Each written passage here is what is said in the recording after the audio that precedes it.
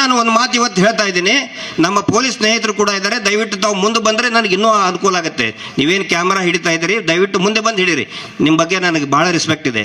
ಯಾಕಂದರೆ ನಾನು ಹೇಳೋ ಮಾತು ನಿಮಗೂ ಕೂಡ ಗೊತ್ತಾಗಬೇಕು, ನಿಮ್ಮ ಅಧಿಕಾರಿಗಳಿಗೂ ಕೂಡ ಗೊತ್ತಾಗಬೇಕು.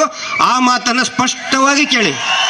ಮಾತ್ರ ಅಲ್ಲ, ದಯವಿಟ್ಟು ಎಲ್ಲರೂ ಕೂಡ ಕ್ಯಾಮ್ರಾ, ಪೊಲೀಸರು ಕೂಡ ಮುಂದೆ ಬಂದು ನನ್ನ ಮಾತನ್ನ ನೀವು ಸೆರೆ ಹಿಡೀರಿ. ಪ್ರತಿಯೊಂದು ಮಾಹಿತಿನೂ ನಮ್ಮ ಹತ್ರ ಇದೆ. ಪ್ರತಿಯೊಂದು ಬೆಳ್ತಂಗಡಿ ಪೊಲೀಸ್ ಸ್ಟೇಷನ್ ಎಷ್ಟು ದೂರ ಇಲ್ಲಿ? ಇದು ಬೆಳ್ತಂಗಡಿಗೆ ಬರ್ತದಲ್ಲ ಸರ್. ದಯವಿಟ್ಟು ಬೆಳ್ತಂಗಡಿಗೆ ಹೋಗಿ ಗಿರೀಶ್ ಮಟ್ಟಣ್ಣವ್ರ ಮೇಲೆ ಒಂದು ಕಂಪ್ಲೇಂಟ್ ಲಾಂಚ್ ಮಾಡಿ. ಇವನು ಸುಳ್ಳು ಹೇಳ್ತಾ ಇದ್ದಾನೆ, ಗಿರೀಶ್ ಮಟ್ಟಣ್ಣವರು ಸುಳ್ಳು ಮಾತಾಡ್ತಾ ಇದ್ದಾನೆ ಅಂಥೇಳಿ ಒಂದು ಕಂಪ್ಲೇಂಟ್ ಕೊಡಿ.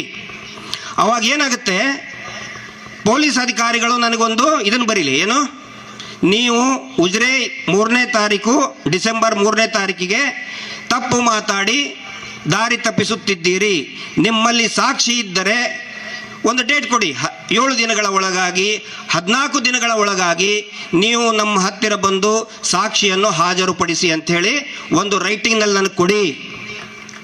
ಆನ್ ರೆಕಾರ್ಡ್ ಹೇಳ್ತಾ ಇದ್ದೀನಿ.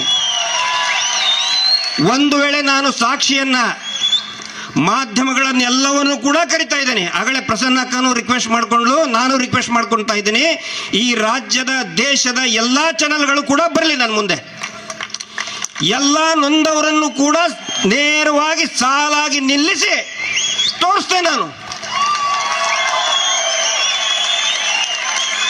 ಒಂದು ವೇಳೆ ನಾನು ಸುಳ್ಳು ಮಾತಾಡ್ತಾ ಇದ್ರೆ ಪೊಲೀಸ್ ಅಧಿಕಾರಿಗಳಿಗೆ ವಿನಂತಿ ಮಾಡ್ಕೋತಾ ಇದ್ದೇನೆ, ನಾನು ದಯವಿಟ್ಟು ನನ್ನನ್ನು ಅರೆಸ್ಟ್ ಮಾಡಿ ಜೈಲಿಗೆ ಹಾಕಿ. ಗಿರೀಶ್ ಮಟ್ಟಣ್ಣವರನ್ನ ಅವತ್ತಿನ ದಿನಾನೇ ಜೈಲಿಗೆ ಹಾಕಿ